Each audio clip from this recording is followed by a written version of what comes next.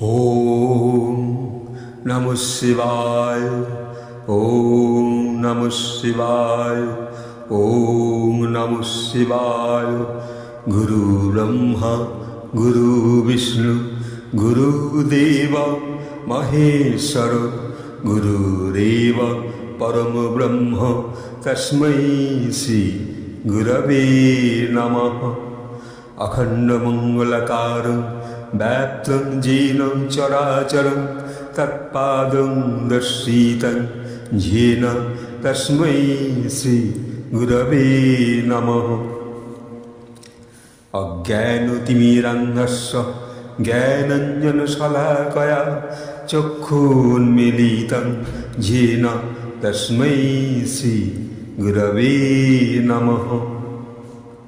आजই শুভ সময়, আজই 20শে শ্রাবণ 5ই আগস্ট সোমবার।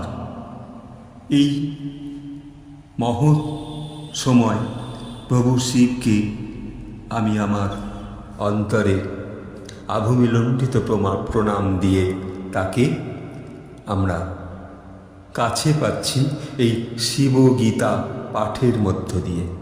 এই শিবগীতা আজ পাঠ মহর্ষি কৃষ্ণদ্বৈপায়ন বেদব্যাস বিরচিত পঞ্চম অধ্যায়, মাঘ মাস 1914-1419। মহর্ষি কৃষ্ণদ্বৈপায়ন বেদব্যাস বিরচিত এই পঞ্চম অধ্যায় রামায় বড় প্রধানম।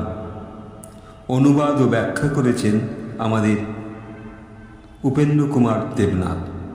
শ্রী শ্রী শিবগীতা, এই শিবগীতা পাঠে আমরা সকলে শ্রবণ করছি স্বয়ং শিবের সম্মুখে বসে।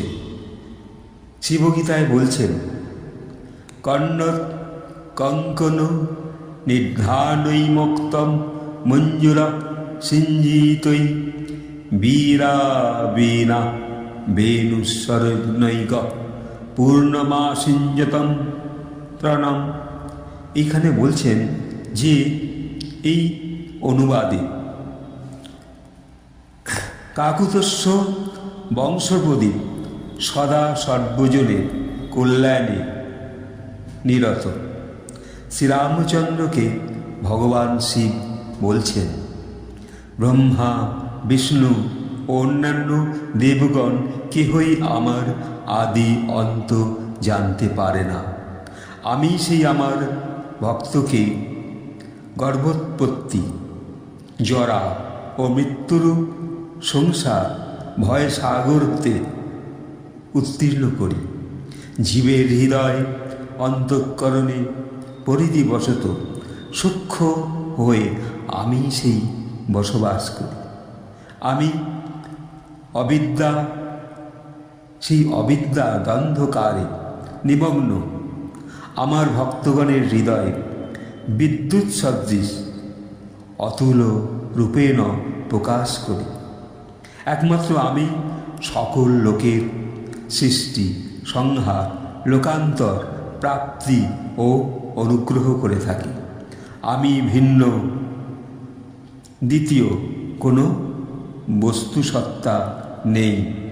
আমি তুরীয় ব্রহ্মস্বরূপ ও আমি ব্রহ্মরূপে ভূত সমুদয়কে আত্মাতে সংগৃহীত করে অবস্থিতি করি।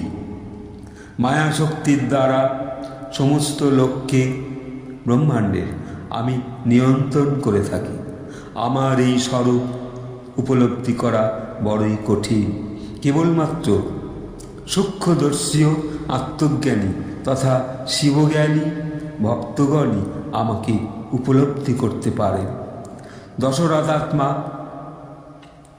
সেই যে দশরথ আত্মজ শ্রীরামকৃষ্ণ, তার পরম শ্রীরামচন্দ্র এবং সেই যে পরম আরাধ্য ভগবান শিবকে দর্শন করলেন, তার কাছে নিজেকে সমর্পণ করলেন। দেবাদেব মহেশ দিব্য সোনার রথে বসে আছেন। সেখানে সুরঙ্গনাদের শব্দা শব্দায়মান কঙ্কন ধ্বনি, মনোহর নূপুর শব্দ, সুখগণের সুমধুর ধ্বনি, সেই তো পারাবত কুলে নিতগ্ন বীণা ও বেণুর ধ্বনি এবং সুমিষ্ট গীত দ্বারা ত্রিজগৎ পরিপূর্ণ হয়ে উঠল। তখন মহেশ্বর শিব আবার বললেন, আত্মজ্ঞানী ভক্তের মধ্যে জ্ঞানের প্রকাশে তার ভেদাভেদের অন্ধকার টুটে যায় এবং আমার সাথে সোমরসে মদ্রপ হয়ে যাওয়ার সে আমার প্রিয় ভক্ত হয়ে থাকে, সেই যে অন্তর সোমরস। পরন্তু সাধারণ মানুষের দৃষ্টিতে যেমন স্বচ্ছ স্ফটিক মণি ক্ষণকালের জন্য জলের মতো দেখায়, তেমনি জ্ঞানী পুরুষের বেলায়ও তাই হয়। যেমন বায়ু শান্ত হয়ে আকাশে বিলীন হয়ে গেলে তার বায়ুত্ব পৃথকভাবে অবশিষ্ট থাকে না, তেমনি জ্ঞানী আমার সাথে ঐক্যপ্রাপ্ত হলেও তার ভক্তের সংজ্ঞা নষ্ট হয় না। বায়ু চলাচল করলে আকাশ থেকে পৃথক দেখায়, নতুবা স্বভাবত উহার আকাশ রূপে থাকে। তেমনি জ্ঞানী ভক্ত শরীর ধারণ করে কর্ম করে যায়, সেই জন্য লোকে তাকে ভক্ত বলে দেখে, পরন্তু সে আত্মা অনুভবের গুণে মদ্যপ হয়ে থাকে।